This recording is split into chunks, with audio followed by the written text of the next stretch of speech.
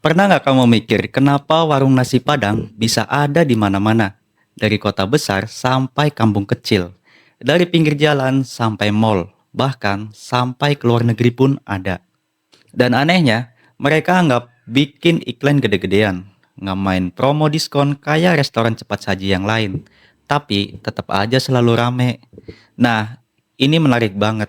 Karena sebenarnya warung nasi Padang itu contoh strategi bisnis yang jenius. Mari kita bedah pelan-pelan. Bayangin kamu masuk ke warung. Apa yang pertama kali kamu lihat? Betul, etalase kaca penuh dengan lauk yang numpuk kayak gunung kecil. Ada rendang, ayam pop, gulai, ikan, sampai sayur daun singkong. Semua dipajang rapi dan warnanya menggoda. Padahal kamu mungkin cuma niat makan sederhana. Tapi begitu lihat etalase itu, otakmu langsung lapar mata. Itu namanya visual marketing alami. Nggak pakai baliho, nggak pakai influencer, cukup etalase dan pelanggan langsung tergoda. Terus ada hal lain yang unik. Pernah sadar nggak? Kalau di warung Padang, porsinya itu gila-gilaan. Nasi satu sendok besar bisa kayak segunung. Bikin orang mikir, wah ini murah banget untuk porsi segini. Itulah strategi jenius mereka. Mereka kasih persepsi value for money. Orang merasa dapat lebih dari harga yang dibayar. Dan kalau pelanggan sudah merasa untung, dia pasti balik lagi. Belum lagi sistem bayarnya. Di restoran biasa, kamu pesan, bayar, baru bisa makan. Tapi di warung Padang, pesan dulu, makan dulu, bayar belakangan. Kedengarannya sepele, tapi efek psikologisnya luar biasa. Pelanggan merasa dipercaya, merasa aman, gak takut ditipu. Dan biasanya, setelah makan kenyang, orang juga gak ribut soal harga. Mereka sudah puas duluan. Kalau bicara soal dapur, ini juga luar biasa.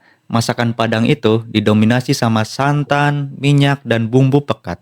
Itu bikin lauk mereka awet seharian. Bahkan bisa sampai besok. Jadi resiko basi kecil, makanan bisa tahan lama, dan bisnis jadi efisien. Kalau warung lain pusing mikirin stok basi, warung Padang udah punya solusi alami lewat resep leluhur.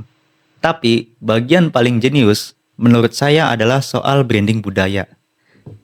Coba pikir, kalau kamu lihat tulisan rumah makan Padang di kota manapun, kamu langsung percaya rasa dan menunya hampir sama, ya kan? Rendang pasti ada, sambal ijo pasti ada, nasinya pasti segunung. Itu artinya mereka punya brand yang dibangun kolektif, tanpa franchise resmi, tanpa lisensi yang ribet. Setiap orang bebas buka warung Padang, tapi identitasnya sama. Dan ini bikin pelanggan dimanapun langsung percaya. Warung nasi Padang juga bisa masuk ke semua kalangan.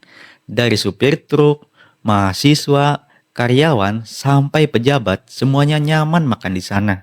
Mereka bisa pasang harga fleksibel ke semua lokasi, tapi tanpa merusak citra.